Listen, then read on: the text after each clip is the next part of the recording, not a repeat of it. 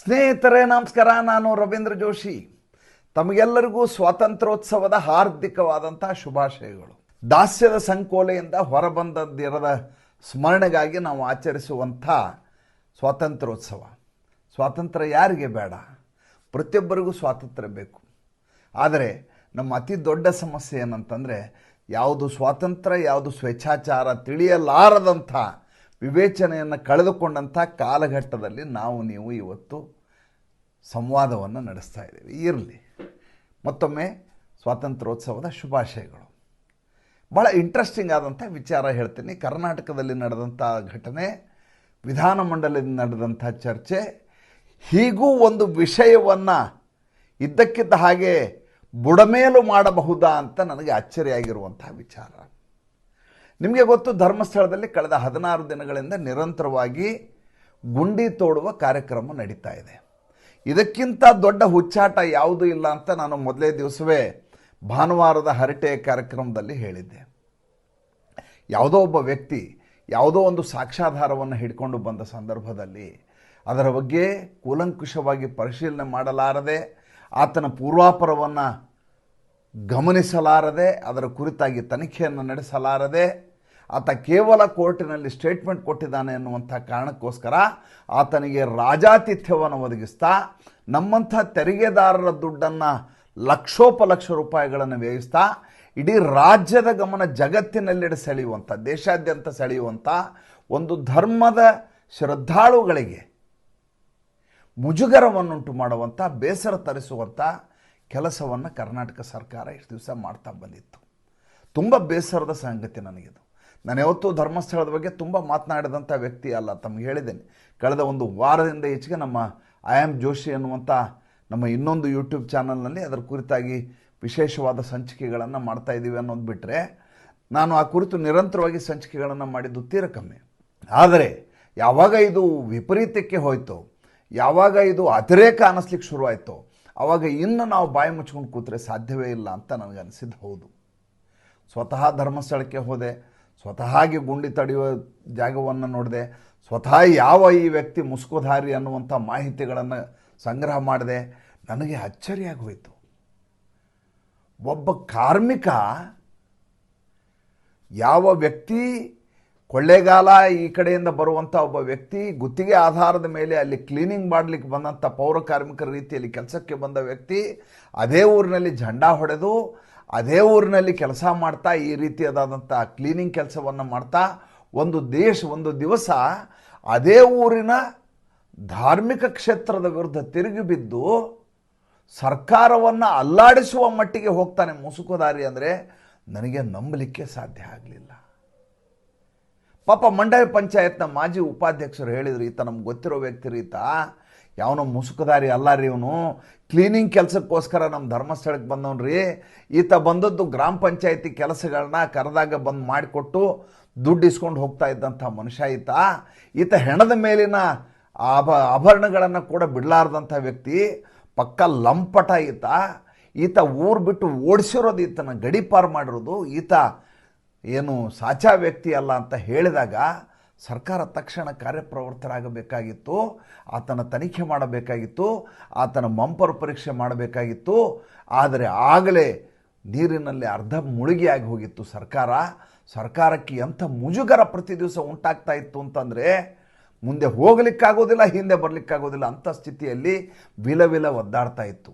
ಯಾವ ಮಟ್ಟಿಗೆ ಸರ್ಕಾರ ಎಡಚರರಿಗೆ, ಕಮ್ಯುನಿಸ್ಟರಿಗೆ, ಮತಾಂಧರಿಗೆ, ಕ್ರೈಸ್ತ ಪಾದ್ರಿಗಳಿಗೆ ಎಲ್ಲರಿಗೂ ತನ್ನ ಇಡೀ ಸರ್ಕಾರವನ್ನೇ ಅವರಿಗೆ ಹಾಸಿಗೆ ಹಾಸಿಕೊಂಡು ಕೂತಿತ್ತು ಅಂತಂದರೆ, ಸ್ವತಃ ದಿನೇಶ್ ಗುಂಡೂರಾವ್ ಹೇಳ್ತಾರೆ ರೀ, ಒತ್ತಡವನ್ನು ಎಡಚರರ ಒತ್ತಡದಿಂದಾಗಿ ನಾವು SIT ನೇಮಕಾತಿಯನ್ನು ಮಾಡಿದ್ದೇವೆ ಅಂತೇಳಿ. ಒಬ್ಬ ಆರೋಪಿ ಹೇಳ್ತಾನೆ, ಇದೇ ಪೊಲೀಸ್ ಆಫೀಸರ್ ಇರಲಿ ನನಗೆ ಅಂಥೇಳಿ. ಅದೇ ಆಫೀಸರ್ನ ತನಿಖಾಧಿಕಾರಿಯಾಗಿ ನೇಮಕ ಮಾಡಲಾಗತ್ತೆ. ಎಲ್ಲಿಯಾದರೂ ಈ ರೀತಿ ನೀವು ಕೇಳಿದ್ದುಂಟಾ? ಇರಲಿ, ವಿಷಯ ಅದಲ್ಲ. ವಿಷಯ ವಿಧಾನಮಂಡಲದಲ್ಲಿ ನಡೆದಂಥ ಚರ್ಚೆ. ಹಾಗೆ ನೋಡಿದರೆ ರಾಜಕೀಯ ಪಕ್ಷವಾಗಿ ಭಾರತೀಯ ಜನತಾ ಪಾರ್ಟಿ ಇಷ್ಟು ದಿವಸ ಸುಮ್ಮನೆ ಕೂತದ್ದೇ ತಪ್ಪು. ಯಾಕೆ ಅಂತಂದರೆ, ತಾನು ಹಿಂದೂ ಧರ್ಮದ ಅಸ್ಮಿತೆ ಅಂತ ಹೇಳ್ಕೊಳ್ಳುತ್ತೆ, ಹಿಂದೂ ಧರ್ಮದ ಪರವಾಗಿ ಧ್ವನಿಯನ್ನೆತ್ತುವವರು ನಾವೇ ಅಂತ ಹೇಳ್ಕೊಳ್ಳುತ್ತೆ, ಹಿಂದೂ ಧರ್ಮದ ರಕ್ಷಣೆಗೆ ಕಂಕಣಬದ್ಧರಾಗಿರುವಂಥ ಜನ ಅಂತ ಹೇಳ್ಕೊಳುತ್ತೆ. ಇಷ್ಟು ದಿವಸ ಈ ಅಪಸವ್ಯ 15 ದಿನಗಳಿಂದ ನಡೆದರೂ ಕೂಡ ಉಗ್ರವಾದ ಹೋರಾಟವನ್ನು ಮಾಡಲಾರದೆ, ಕಾರ್ಯಕರ್ತರನ್ನು ಬೀದಿಗಿಳಿಸಲಾರದೆ ನಿಶ್ಚೇಷ್ಟಿತರಾಗಿ ಇದ್ದದ್ದು ಭಾಳ ದೊಡ್ಡ ಐತಿಹಾಸಿಕವಾದಂಥ ಬ್ಲಂಡರ್ ಅದು. ಕೊನೆಗೆ ಸುನೀಲ್ ಕುಮಾರ್ ಮಾತಾಡ್ತಾರೆ, ಕಾರ್ಕಳದ MLA ಮಾಜಿ ಸಚಿವ, ಶುರು ಮಾಡ್ತಾರೆ, ಯಾವನ್ರಿ ಅವನು ಮುಸುಕುಧಾರಿ, ಆತನ ಹಿಂದೆ ಯಾರಿದ್ದಾರೆ ಹುಡುಕ್ರಿ ಅವನ್ನ, ಆತನ ತನಿಖೆಯನ್ನು ಮಾಡಿರಿ, ಆತನನ್ನು ಸುಮ್ಮನೆ ಬಿಟ್ಟರೆ ಈತ ನಮ್ಮ ಕ್ಷೇತ್ರವನ್ನೇ ಉಳಿಸೋದಿಲ್ಲ, ಇವನು ಇಡೀ ಹಿಂದೂ ಧರ್ಮಕ್ಕೆ ಮಾರಕ ಆಗ್ತಾನೆ, ಜನರ ಶ್ರದ್ಧೆಗೆ ಜನರ ನಂಬಿಕೆಗೆ ಮೋಸ ಆಗುವ ಕೆಲಸಕ್ಕೆ ಯಾವತ್ತೂ ಆಸ್ಪದ ಮಾಡಿಕೊಡ್ಬೇಡಿ ಅಂತ ಗಲಾಟೆ ಮಾಡ್ತಾರೆ.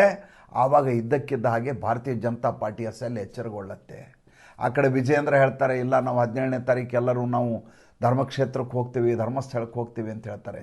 ಈ ಕಡೆ ಆರ್ ಅಶೋಕ್ ನಿನ್ನೆ ವಿಧಾನಮಂಡಲದಲ್ಲಿ ವಿಷಯವನ್ನು ಎತ್ತಾರೆ, ಯಾರ್ರೀ ಅವನು ಮುಸುಕುದಾರಿ, ಇವನ ಬಗ್ಗೆ ಯಾಕ್ರಿ ತನಿಖೆ ಆಗ್ತಾ ಇಲ್ಲ, ಎಲ್ಲಿಂದ ಬಂದ, ಯಾವಾಗ ಪರಾರಿ ಆದ, ಈತನ ಹಿಂದೆ ಯಾರಿದ್ದಾರೆ, ಆ ಶಕ್ತಿಗಳನ್ನ ಯಾಕೆ ಹುಡುಕ್ತಾ ಇಲ್ಲ, ಯಾರ ಲೆಕ್ಕದಲ್ಲಿ ನೀವು ಗುಂಡಿ ತೆಗಿತಾ ಇದ್ದೀರಿ, ಯಾವುದಾದ್ರೂ ಗುಂಡಿಯಲ್ಲಿ ಏನಾದರೂ ಸಿಕ್ಕಿದೆಯಾ, ಇನ್ನು ಅನನ್ಯ ಭಟ್ ತಾಯಿ ಅಂತ ಹೇಳ್ಕೊಂಡಿರೋ ಓಡಾಡುವಂಥ ಹೆಣ್ಮಗಳ ಅಡ್ರೆಸ್ಸೇ ಇಲ್ಲ ಅಂತ ಎಲ್ಲ ಸುವರ್ಣ ನ್ಯೂಸ್ನಲ್ಲಿ ವಿಶೇಷ ಸಂಚಿಕೆಯನ್ನು ಮಾಡಿ ತೋರಿಸ್ತಾ ಇದ್ದಾರೆ. ಒಬ್ಬ ಫ್ರಾಡ್ಗಳು ಇದನ್ನು ದೊಡ್ಡ ಸಾಕ್ಷಿದಾರ ರೀತಿಯಲ್ಲಿ ಬಿಂಬಿಸ್ಕೋತಾ ಇದ್ದಾರೆ. ಸರ್ಕಾರ ಯಾಕೆ ಹೀಗೆ ನಿಶ್ಚೇಷ್ಟಿತ ಆಗಿದೆ, ಯಾಕೆ ತಲೆ ಇರಲಾರ್ದಂಥ ತಲೆತಿರುಕರ ರೀತಿಯಲ್ಲಿ ಸರ್ಕಾರ ಇದೆ ಅಂತ ಆರ್ ಅಶೋಕ್ ಪ್ರಶ್ನೆ ಮಾಡ್ತಾರೆ. ನನಗಿದ್ಯಾವುದು ಅಚ್ಚರಿ ತಂದದ್ದಲ್ಲ. ನನಗೆ ಅಚ್ಚರಿ ಮೂಡಿಸಿದ್ದು DK ಶಿವಕುಮಾರ್ ಆಡಿರುವಂಥ ಮಾತು, ನನಗೆ ಅಚ್ಚರಿ ಮೂಡಿಸಿದ್ದು ದಿನೇಶ್ ಗುಂಡೂರಾವ್ ಆಡಿರೋ ಮಾತು. DK ಶಿವಕುಮಾರ್ ಹೇಳ್ತಾರೆ, ನಾನು ಧರ್ಮಸ್ಥಳದ ಪರವಾಗಿ ನಿಲ್ತೀನಿ ಅಂತ ಹೇಳ್ತಾರೆ, ನಾನು ಮಂಜುನಾಥನ ಭಕ್ತ ಅಂತ ಹೇಳ್ತಾರೆ. ಇದರಿಂದ ಯಾವುದೇ ಶಕ್ತಿಗಳಿದ್ದರೂ ಕೂಡ ತನಿಖೆ ಆಗಬೇಕು, ಇದನ್ನು ಮುಂದುವರಿಸಕೂಡದು ಅಂತ ಹೇಳ್ತಾರೆ. ಆತ ಯಾವುದೋ ಒಬ್ಬ ಸಚಿವನಲ್ಲ, ಈಗ ಉಪಮುಖ್ಯಮಂತ್ರಿ, ಸರ್ಕಾರದಲ್ಲಿ ಸಮಾನಾಂತರವಾಗಿ ಮುಖ್ಯಮಂತ್ರಿಯ ಪಕ್ಕದಲ್ಲಿ ನಿಲ್ಲಬಲ್ಲಂಥ ಶಕ್ತಿ ಕೇಂದ್ರ. ಆತ ಮೊದಲನೇ ದಿನವೇ ಈ ರೀತಿಯಾದಂಥ ನಿಲುವನ್ನು ತಳೆದಿದ್ದರೆ ಸಿದ್ದರಾಮಯ್ಯ ಯಾವುದೋ ಎಡಚರ್ರ ಮಾತನ್ನು ಕೇಳಿಕೊಂಡು SIT ಮಾಡಬೇಕಾದ ಅಗತ್ಯ ಇರ್ತಿರಲಿಲ್ಲ. ನೀವು ಈ ಮುಸುಕುಧಾರಿ ಅಟಾಟೋಪವನ್ನು ಆ ಗ್ರೌಂಡ್ ಜೀರೋದಲ್ಲಿ ಹೋಗಿ ನೋಡಬೇಕು. ಆತನಿಗೆ 4 ಜನ ಅಂಗರಕ್ಷಕರು, ರಾತ್ರಿ ಆತನ ಪಾರ್ಟಿಗಳೇನು, ರಾತ್ರಿ ಆತನ ಚರ್ಚೆಗಳೇನು, ಆತ ಬಂದು ಕಾರ್ ಇಳಿಯೋದೇನು, ಯಾವುದೋ ಹಾಲಿವುಡ್ ಸಿನಿಮಾದ ನಟನ ಹಾಗೆ ಈತ ಬಂದು ಇಳಿತಾನೆ. ಆತನ ಕಾಸ್ಟ್ಯೂಮ್ಗಳೇನು, ಆತನಿಗೆ ಛತ್ರಿ ಹಿಡಿಯೋರೇನು, ಆತ ಕೈ ತೊಳ್ಕೊಳ್ಳಿಕ್ಕೆ ನೀರನ್ನು ಕೈಗೆ ಹಾಕಬೇಕು ಊಟ ಮಾಡುವಾಗ. ನೋಡ್ರಿ ಎಂಥ ದುರಂತ. ಒಂದು ಸರ್ಕಾರ ವಿವೇಚನೆಯನ್ನು ಕಳ್ಕೊಂಡ್ಬಿಟ್ರೆ, ಸರ್ಕಾರಕ್ಕೆ ತಲೆ ಇಲ್ಲದೆ ಇರುವಂಥ ಸಂದರ್ಭದಲ್ಲಿ ಯಾರು ಯಾವ ಸ್ಥಾನಕ್ಕೆ ಬೇಕಾದರೂ ಹೋಗ್ತಾರೆ ಅನ್ನೋದಕ್ಕೆ ನೀವು ಧರ್ಮಸ್ಥಳದಲ್ಲಿ ನಡೀತಾ ಇರುವಂಥ ವಿದ್ಯಮಾನಗಳನ್ನು ನೋಡಬೇಕು. ಮಂಜುನಾಥ ಅಣ್ಣಪ್ಪ ದೇವರು ಭಾಳ ದೊಡ್ಡವರು ಅನ್ನೋ ಕಾರಣಕ್ಕೆ ನಾವು ಇವತ್ತು ಬಚಾವಾಗಿದ್ದೀವಿ. ಇಲ್ಲದೆ ಹೋಗಿದ್ರೆ 1-2 ಅಸ್ಥಿಪಂಜರ ಸಿಕ್ಬಿಟ್ಟಿದ್ರೆ ಇಡೀ ದೇಶಾದ್ಯಂತ ಭಾಳ ದೊಡ್ಡದಾದಂಥ ರಕ್ಕಸನ್ನು ನಿರ್ಮಾಣ ಮಾಡುವ ಹಂತದಲ್ಲಿ ಇವರೆಲ್ಲ ಕಾದು ಕೂತಿದ್ರು. ಹೆಣ ಸಿಗುವ ಜಾಗದಲ್ಲಿ ಹೆಣ ಸಿಗಲಿಲ್ಲ, ಕಳೆಬರ ಸಿಗುವ ಜಾಗದಲ್ಲಿ ಕಳೆಬರ ಸಿಕ್ಕಿಲ್ಲ, ಅಸ್ಥಿಪಂಜರ ಸಿಗಬೇಕಾದ ಜಾಗದಲ್ಲಿ ಅಸ್ಥಿಪಂಜರ ಸಿಕ್ಕಿಲ್ಲ.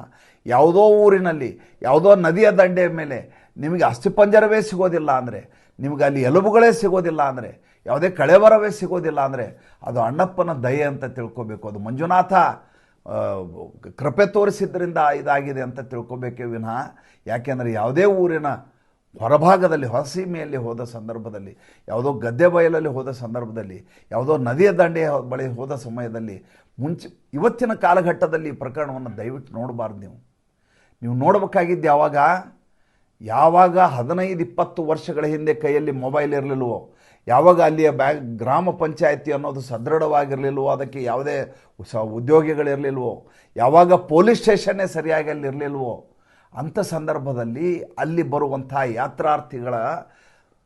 ಯಾತ್ರಾರ್ಥಿಗಳ ಸ್ಥಿತಿ ಮತ್ತು ಯಾತ್ರಾರ್ಥಿಗಳು ಬಂದವರು ಪ್ರಾಣ ಕಳ್ಕೊಂಡಾಗ ನಡೆದಂಥ ವಿದ್ಯಮಾನವನ್ನು ಆಲೋಚನೆ ಮಾಡಬೇಕು. ಅಲ್ಲಿ ಒಂದು ಗೆಸ್ಟ್ ಹೌಸಿನ ಮ್ಯಾನೇಜರ್ನ ಕೇಳಿದೆ ನಾನು, ಹೇಗೆ ನಡೀತಾ ಇದೆ ಸ್ವಾಮಿ ಅಂತ. ನಾನು ಕಳೆದ ಭಾನುವಾರ ನಿರಂತರವಾದ ಪ್ರವಾಸದಲ್ಲಿದ್ದೆ ಅಂತ ತಮ್ಗೆ ಹೇಳಿದೆ. ಪ್ರತಿಯೊಂದು ಗೆಸ್ಟ್ ಹೌಸ್ಗಳಿಗೆ ಹೋದೆ ನಾನು, ಯಾವ ರೀತಿ ಮ್ಯಾನೇಜರ್ ಕೆಲಸ ಮಾಡ್ತಾರೆ. ಸ್ವಾಮಿ ಇವತ್ತೇನೋ CCTV ಇದೆ, ಇವತ್ತು ವೋಟರ್ ID ಕೇಳಬಹುದು, ನಿಮ್ಮ ಮೊಬೈಲ್ ನಂಬರ್ ಕೊಡಿ ಅಂತ ಕೇಳಬಹುದು, ಅಷ್ಟಾಗಿಯೂ ತಪ್ಪುಗಳು ಸಂಭವಿಸ್ತವೆ.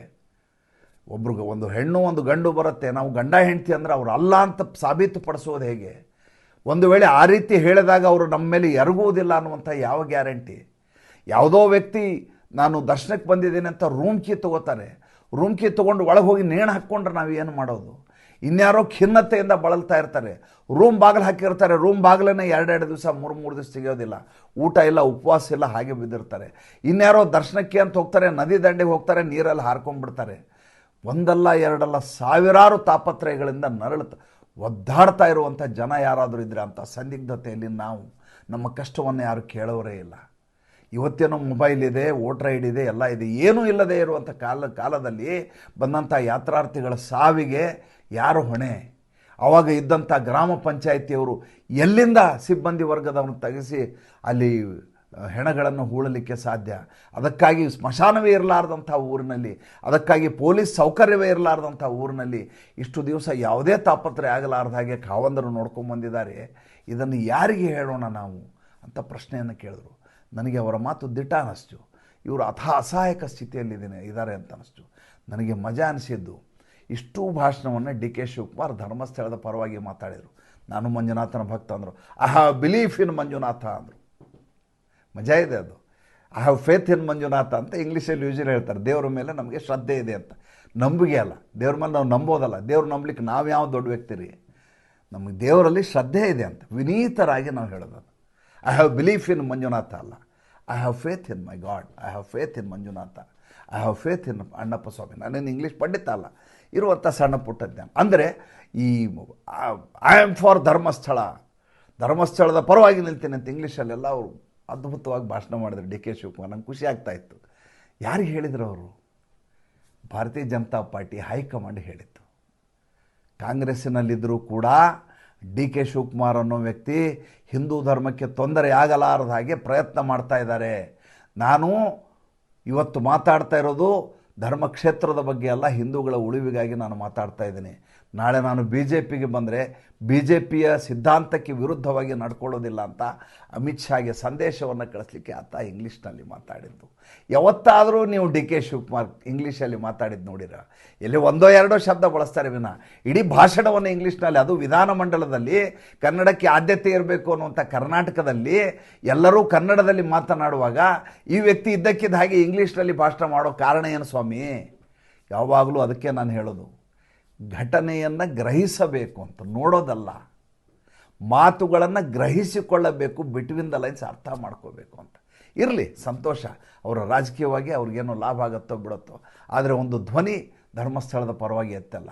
ಅವರ ಮನೆತನದ ಪರವಾಗಿ ನಿಲ್ತೇನೆ ಅಂತ ಹೇಳಿದ್ರು, ಕಾವಂದರ ಪರವಾಗಿ ನಿಲ್ತೇನೆ, ಧರ್ಮಸ್ಥಳದ ಕ್ಷೇತ್ರದ ಪರವಾಗಿ ನಿಲ್ತೇನೆ, ಮಂಜುನಾಥನ ಭಕ್ತ ನಾನು.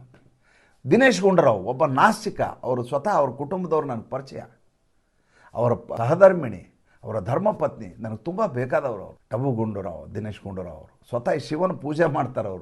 ಅವ್ರ ಗೋತ್ರ ನಕ್ಷತ್ರ ಎಲ್ಲ ಹೇಳ್ತಾರೆ, ನಿರಂತರವಾಗಿ ದೇವ್ರ ಧ್ಯಾನ ಮಾಡ್ತಾರೆ. ಅವ್ರ ಇಡೀ ಕುಟುಂಬ ಹಿಂದೂ ಧರ್ಮಕ್ಕೆ ತನ್ನನ್ನು ತಾನು ಮೀಸಲಾಗಿ ಇಟ್ಕೊಂಡಿದೆ. ಮುಸ್ಲಿಮ್ ಇರಬಹುದು, ಹಿಂದೂ ಧರ್ಮದ ಬಗ್ಗೆ ಅವರಿಗೆ ಅಪಾರವಾದಂಥ ಶ್ರದ್ಧೆ ಇದೆ, ನಂಬಿಕೆ ಇದೆ, ವಿಶ್ವಾಸ ಇದೆ. ದೇವ್ರ ಪೂಜೆ, ಹೋಮ ಹವನ ಎಲ್ಲ ಮಾಡ್ತಾರೆ, ದೇವಸ್ಥಾನಗಳಿಗೆ ಹೋಗ್ತಾರೆ. ದಿನೇಶ್ ಗುಂಡೂರಾವ್ ಹೋಗಲ್ಲ. ದಿನೇಶ್ ಗುಂಡೂರಾವ್ ಪಕ್ಕ ನಾಸ್ತಿಕ. ಆದರೆ ಅವರಿಗೆ ಒಂದು ಕಳಕಳಿ ಇದೆ. ಏನು? ಧರ್ಮಸ್ಥಳದ ಹೆಸರಿನಲ್ಲಿ ಭಾಳ ದೊಡ್ಡದಾದಂಥ ಷಡ್ಯಂತ್ರ ನಡೀತಾ ಇದೆ, ಇದರ ತನಿಖೆ ಆಗಬೇಕು, ಇದನ್ನು ಮುಂದುವರಿಸಲಿಕ್ಕೆ ಬಿಡಬಾರ್ದು. ಈ ಮುಸುಕುಧಾರಿ ಅನ್ನುವಂಥ ವ್ಯಕ್ತಿ ಯಾವನು ಬಂದಿದ್ದಾನೋ ಇದ್ರ ಹಿಂದಿರುವ ಶಕ್ತಿಗಳು ಯಾವುವು ಅನ್ನೋದನ್ನು ಕಂಡು ಹಿಡಿಬೇಕು ಅಂತ. ಇದಕ್ಕೆ ಸಿದ್ದರಾಮಯ್ಯ ಅವರು ಅವಕಾಶ ಮಾಡಿಕೊಡ್ತಾರಾ? ಎಡಚರರು ಅದನ್ನೆಲ್ಲ ಮಾಡಲಿಕ್ಕೆ ಬಿಡ್ತಾರಾ? ಅದ್ರ ಬಗ್ಗೆ ನಂಗೆ ಸಂಪೂರ್ಣವಾದ ಅನುಮಾನ ಇದೆ. ಏಕೆಂದರೆ ಸಿದ್ದರಾಮಯ್ಯ ಯಾವ ಮಟ್ಟಿಗೆ ಬಂದುಬಿಟ್ಟಿದ್ದಾರೆ ಅಂದರೆ, ಹಿಂದೂ ಧರ್ಮವನ್ನು ಮೋದಿ ಅವ್ರನ್ನ ವಿರೋಧಿಸ್ತಾ ಅವರ ಮನಸ್ಥಿತಿ ಹೇಗಾಗಿ ಅಂದರೆ ಪಕ್ಕಾ ಎಡಚರರಾಗಿ, ಪಕ್ಕಾ ಕಮ್ಯುನಿಸ್ಟರಾಗಿ, ಒಬ್ಬ ನಗರ ನಕ್ಸಲನ ರೀತಿಯಲ್ಲಿ, ಅರ್ಬನ್ ನಕ್ಸಲನ ರೀತಿಯಲ್ಲಿ ಅವರ ಬಿಹೇವಿಯರ್ ಇದೆ. ಇಲ್ಲದೆ ಹೋಗಿದರೆ ಹಿಂದಿನ ದಿವಸದವರೆಗೂ SIT ಮಾಡೋದಿಲ್ಲ ಅಂತ ಹೇಳಿದವರು ಮಾರನೇ ದಿವಸ ಇದ್ದಕ್ಕಿದ್ದ ಹಾಗೆ SIT ಮಾಡ್ತಾರೆ.